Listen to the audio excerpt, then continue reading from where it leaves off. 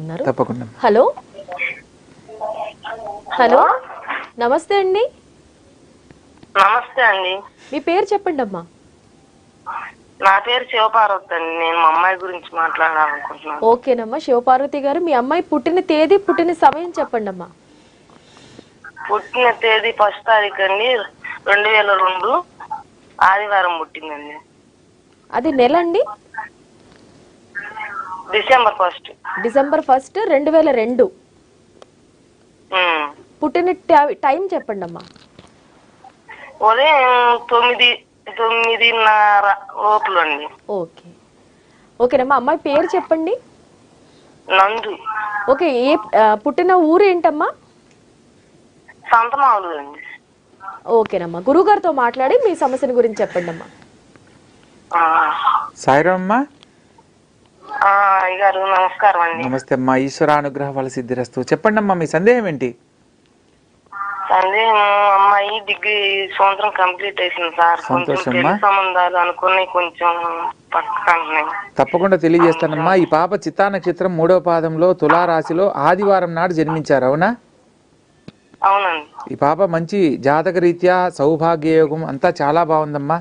సప్తమంలో శని సంచారం జరిగేటప్పుడు ఎవరికైనా వివాహం అనేది ఆలస్యం అవుతుంది, లేదా 21 సంవత్సరం లోపల వివాహం జరగడానికి అవకాశం ఉంటుంది. ఈ పాపకు కొంచెం ఆరోగ్య రీత్యా చిన్న చిన్న సమస్యలు అనేవి కొంత ఇబ్బంది పెడుతూ ఉంటాయమ్మా.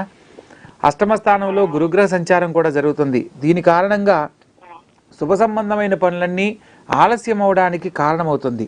ప్రస్తుతం ఈ పాప జాతకంలో గురు మహర్దశ అనేది 2023 ఆగస్టు నుంచి ప్రారంభమైంది కాబట్టి గురుగ్రహ సంబంధమైన దేవతా ఆరాధన చేయాలి.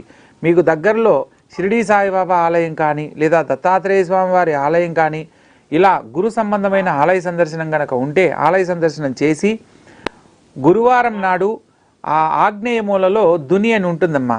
అక్కడ ఒక పీచుదీయని టెంకాయ మరియు ఒక 5 పిడికిళ్ళ శనగలు, ఒక పసుపు రంగు వస్త్రము, 2 ఇస్తరాకులు. ఈ యొక్క పసుపు రంగు వస్త్రంలో టెంకాయను 5 పిడికిళ్ళ శనగలను ఉంచి ముడుపులాగా కట్టి 2 ఇస్తరాకుల్లో ఆ యొక్క ముడుపును పట్టుకొని 11 ప్రదక్షిణలు చేసి తూర్పు ముఖంగా స్వామివారిని మనస్ఫూర్తిగా వేడుకోవాలి. తండ్రి, నీ అనుగ్రహంతో గురుబలంతో వివాహ భాగ్యాన్ని నాకు అనుగ్రహించు తండ్రి అని చెప్పి కోరుకొని ఆ యొక్క ముడుపును ఆ యొక్క దునిలో వదిలివేయాలి.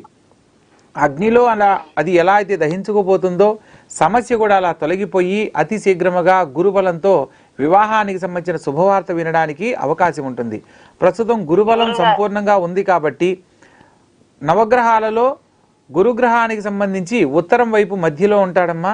ఆ స్వామి దగ్గర నుంచి మరలా ఆ స్వామి వద్దకు 16 ప్రదక్షిణలు చేస్తూ ఉండాలి.